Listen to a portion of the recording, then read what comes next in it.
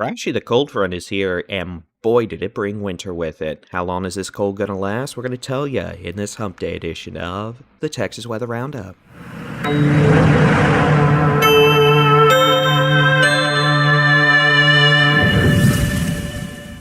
Hello, it's Wednesday, the 19th of February, 2025. I'm Texas Storm Chasers Baldy-in-Chief David Reimer. Yeah, it's cold, down to at least 3 below this morning in Stratford up in the Panhandle. We got wind chills down to 20 below in the Panhandle, down to 10 below south to Interstate 20, and it's cold. We've had snow flurries, lake effect snow, showers reported across parts of the big country, North Texas, Texoma, even down into the hill country, Central Texas. We've got some snow flying in the hill country.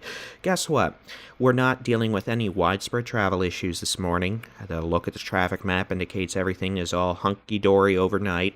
May have a few slick bridges and overpasses in parts of the state, but overall, we got through yesterday without any sort of widespread travel difficulties in Texas, and as expected, the winter weather element in terms of snow, ice was minor. Otherwise, as we continue through today, we could see some occasional light snow showers or flurries. Because we have such a dry, cold air mass in place, at this point, any snow that falls would be the very dry, powdery stuff that gets blown around quite easily in the wind. So it looks cute. You could see it blowing around on pavement, stuff like that, and grassy surfaces, but it shouldn't really cause any sort of an issue unless you get a real heavy burst of it for like 10 minutes. A bunch of cars drive on it, melt it down, and then it freezes up into ice, but we shouldn't see anything like that. I do not believe, knock on wood. Otherwise, as we continue through today, tonight, into, well, Thursday, you could see mostly dry across the state. It's going to be cold. We will have clouds here and there, but no additional significant precipitation is expected in the state of Texas over the next 2 days. As we take a look at the longer range American weather model, the global forecast system, you can see as we go into Friday itself, we may start to see some light precipitation, rain return to South Texas, the Rio Grande Valley. Going into Friday night, Saturday morning, maybe some fog, some light rain, southeastern third of the state. We should be above freezing at this point, so winter precipitation's not expected. Going into Saturday evening, Sunday morning, the possibility of showers and thunderstorms will return to the eastern half of Texas.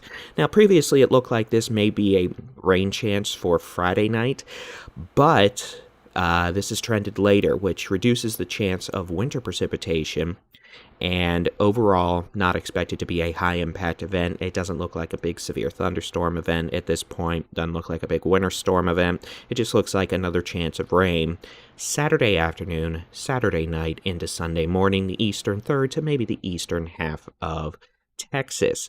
Otherwise, going into the days following, it really isn't looking all that active. It looks like we may not have a significant chance of rain, maybe until next Thursday, as a cold front moves southeast, and even then, it at this point only looks like maybe a quick, thin line of showers for southeast Texas, East Texas. We're looking pretty quiet once we get past Sunday through probably at least Thursday of next week. That could change, but above average temperatures, dry weather, yeah. I mean, after the cold weather this week, I don't think many of us would complain at some warmer weather. We can wash all the salt and brine off the cars. All right, here's the wildfire outlook for the next several days. You can see we generally are dealing with low to moderate wildfire danger across the state, according to the Texas A&M Forest Service. Some localized enhancement to that possible in South Texas, the Rio Grande Valley, the Rio Grande Plains, out into the Big Bend, the Trans-Pecos, the Davis Mountains, the Guadalupe Mountains over the next several days. But overall, the wildfire threat is expected to be confined, limited, and significant fire activity is not expected. Please don't try to prove me wrong. Forecast rain totals over the next 5 days. Again, the only real significant chance of precipitation at this point looks to be Saturday night into Sunday morning. We could see up to a 1/2 inch of rain in the Golden Triangle, southeast Texas, with lighter amounts up into East Texas, the Brazos Valley, Rio Grande Valley, the Coastal Bend, the Coastal Plains, the immediate Texas Gulf Coast. So overall, not looking like a flooding threat, not looking like a winter weather threat, not looking like a severe thunderstorm threat at this point. Just looks like some rain, probably some thunderstorms, but hey, you know what? After that, it's looking quiet for a while, which we will take advantage of because it's not all that far away. We're going to have to start worrying about our spring severe weather season. Taking a look at temperatures over the next 5 days, well, guess what? These are actually high temperatures. I want to emphasize that. I know this may look like low temperatures. It's not. We're not getting above the teens today. In the Panhandle, West Texas, highs in the low to mid-20s. Northwest Texas, the big country, mid to upper 20s. North Texas, Texoma, down to the Concho Valley, it will not get above freezing today. Along and north of Interstate 20 from the Permian Basin, the big country, North Texas, it's going to struggle to get above freezing north of Interstate 20 in northeast Texas today. In fact, the Concho Valley, you may not get above freezing today either, with highs in the 20s to low 30s. We're looking at highs in the 30s along the north of Interstate 10 from, well, the Trans-Pecos all the way through the northern Edwards Plateau, the hill country, south central Texas, into southeast Texas, mid-40s in Houston this afternoon, upper 40s the Golden Triangle, the Coastal Bend, the Coastal Plains. We're looking at upper 40s to maybe right around 50 in the Edwards Plateau, south Texas, the Rio Grande Valley, the Rio Grande Plains. However, if you want a little bit of warmth, head out west. The Davis-Guadalupe Mountains providing a nice barrier against the cold front, and it's going to be 65 this afternoon in the borderland out in El Paso. As we take a look at low temperatures tonight, we are expecting another very cold night of sub-zero temperatures possibly in the Panhandle. We're going to see temperatures generally in the single digits and teens, northern half of Texas, with all of Texas, minus really the Rio Grande Valley, seeing a freeze tonight. I realize you're not seeing that graphic. I'm just verbally describing it to you. Thursday's high temperatures, guess what? Another day where we're going to struggle to get above freezing. The Panhandle, West Texas, the big country, Texoma, North Texas. A couple degrees warmer tomorrow. Well, technically, I guess 10 degrees warmer tomorrow in the Panhandle, West Texas. It's still going to be in the 20s. Isn't that something? With low 30s up in North Texas. So again, some of us are going to be below freezing probably through Friday lunchtime. And we went below freezing yesterday, so a good 3-day stretch, which means we are going to have to be worried about some pipe issues here in terms of pipes freezing up. And then especially when we start thawing out come Friday, Saturday, and Sunday. Highs generally in the 30s to 40s, the remainder of Texas. The exception, once again, being the borderland, where it'll be in the 60s, again, Thursday afternoon. As we go into Friday, after another nearly statewide freeze Thursday night, we'll see high temperatures generally getting above freezing. It's not going to be warm by any stretch of the imagination, but we should get above freezing, at least most folks for a few hours, some folks good part of the day. Highs in the mid to upper 30s and 40s. We're starting to see a few more 50s pop up on the map as well. The lower Rio Grande Valley, well, let's do this. The Rio Grande Valley, the lower Texas Gulf Coast, highs generally back up into the mid and upper 50s right on the coast there. And then out in the southwestern parts of the Big Bend into the borderlands. 68 in El Paso Friday afternoon with spring-like weather. Isn't that nice? Going into Saturday, we actually do start to finally warm up. We're back into the 50s to maybe 60s, western third of the state, Panhandle, West Texas, the Permian Basin, the big country, out into the Big Bend, the Trans-Pecos, Davis-Guadalupe Mountains, the borderland, all upper 50s to upper 60s.